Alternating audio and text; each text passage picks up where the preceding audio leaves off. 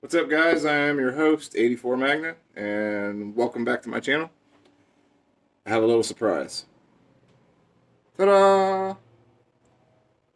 The Ultra is gone. I traded my '08 Ultra for an '06 Street Glide. I know what you're thinking. Why would you do that? You lost the 6-speed transmission, went back to a 5. You lost the fuel injection, went back to a carbureted bike. And you lost engine displacement because the Ultra had the 96 and this has the twin cam 88. I know. And I lost the throttle by wire and the ABS brakes, and the list goes on and on and on.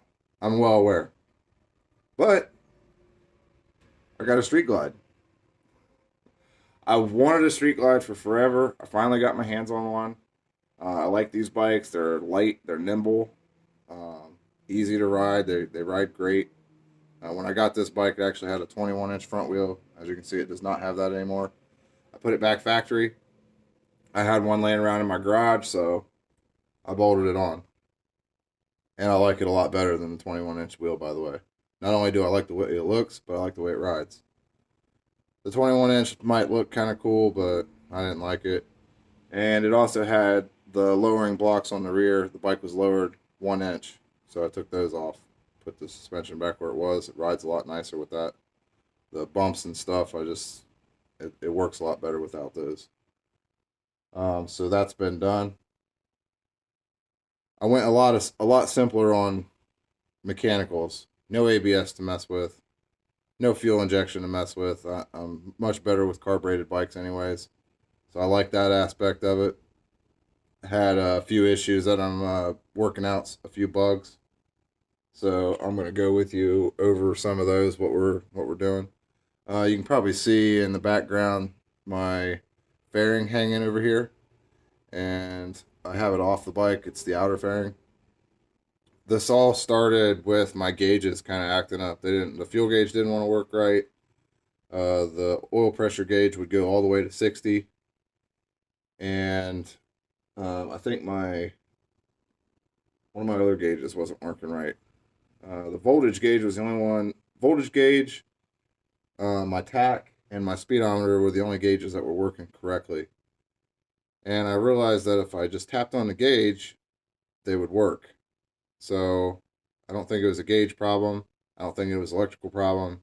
I think it was a connection problem to the gauges. So what I'm doing is I'm going to show you what I did and tell you a little bit more about what we're about to do. So if you want to come with me, I'll show you what we did. And you need a pick. You need a pick, and I need another tool that I'm going to get right now. A Dremel. A Dremel with a little wire brush. I'm going to clean the contacts on all of the plugs for the gauges. Actually, I'm not. I've already cleaned the contacts on one, so I'm just going to show you what I did. So come with me.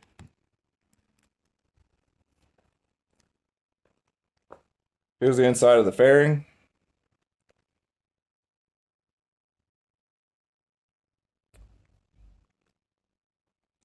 And this is the plug. And if you look down in there, you'll see those. There's a little tab down inside there. Down in here. See if I can get on that. And if you get on that, you can so if you get down inside here, there's a little pin that holds that. Sorry, my daughter came out here. I had to pause it for a second. You clip on that pin, the wire will come out the bottom. I'm trying to get a good angle. The wire will come out the bottom. And then what I did was I took that little wire brush and a Dremel, cleaned up the contacts. And then if you look down inside there, see if I can get on it. You'll see the contacts. I took a pair of pliers and just pinched them closed, just ever so gently.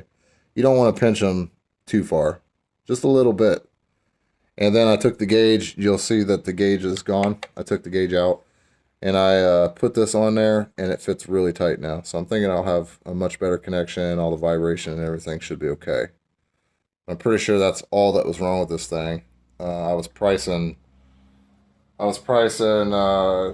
fuel sending units and the oil pressure sending unit and everything else, going to replace all that stuff.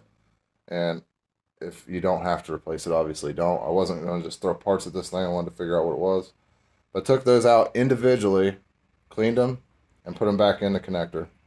And then when I put this all back together, they should be okay. We'll see. And I'll update you on that. So other than that, the one other thing I wanted to do was, if you look at these fairings, all of them, see if I can zoom in here, you'll notice that, well, especially like right on the edge, right here, the sun bakes these things out. It's really bad on this side. Let's go around here. If you look, you can see where it's black and then it's faded all through here. I'm going to pull this inner fairing off, and I think I'm just going to paint it.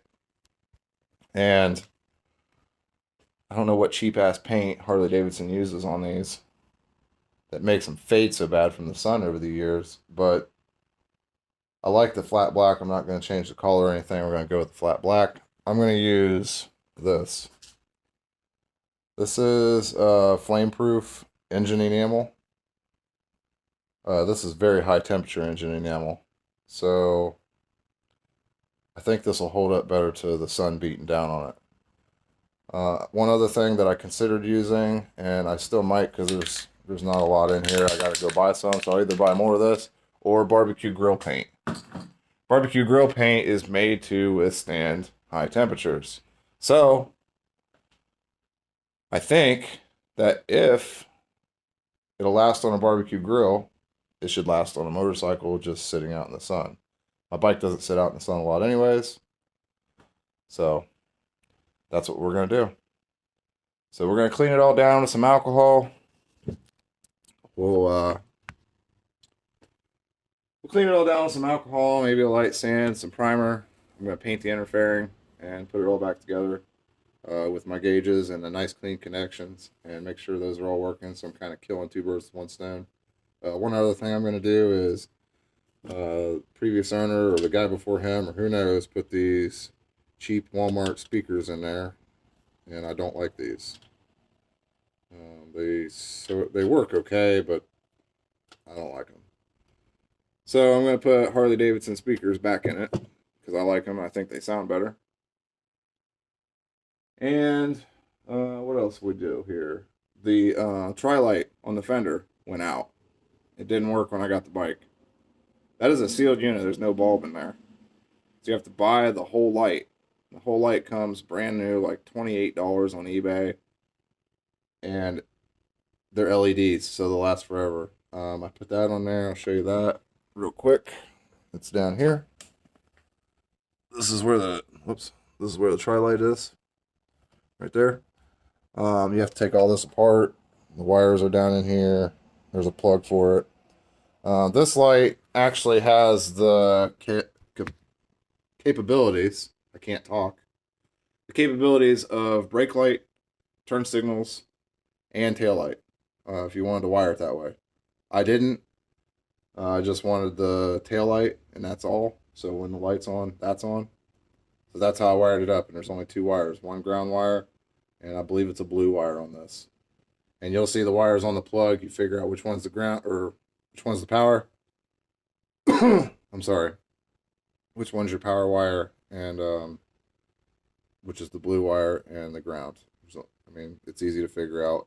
I think Harley Davidson, the power wire is black, but it's got a white stripe on it. I think, if I remember right. So there's that. I'm going to have some more videos coming towards you. I love the look of this bike. It's a real pretty color. I think I call that electric blue or something like that. Cobalt blue. Cobalt blue. That's it. So it almost looks purple if it hits the sun just right. That's today's video. I've already actually taken the cam chest off and checked the tensioners because that's a big issue with the twin cams. And the tensioners have been replaced. Somebody put brand new ones in there. Either that or they're running some really good oil in it. I asked the guy what he was running. He said he's running Schaefer's. And those tensioners look brand new. So I went and got a new gasket, new exhaust gaskets, buttoned everything up. My only concern right now is the inner cam bearings, which I think are okay for now, but I would like to upgrade to the Torringtons. There's a lot of information out there on those. They'll fail, but they usually only fail if you do an upgrade on the engine. If you boost the compression, if you add a cam or cams in this case, that's when they'll fail. So I hope you liked today's video. There's no intro, no outro, no music. Just out here drinking a beer and decided to make you guys a video, show you the new ride and a few things that we're doing to it. And then when I get it all back together, I'll make another video and I'll get some more videos on the bike. It's been kind of crazy here in Ohio. We had a 70-degree day one day, and it's supposed to snow, I think, tomorrow. So it's just typical Ohio. That's where we're at. Give me a like and subscribe. Give me some comments. I'd like to hear what you guys' thoughts are on everything. So yeah, that's the end of the video. Thanks for watching.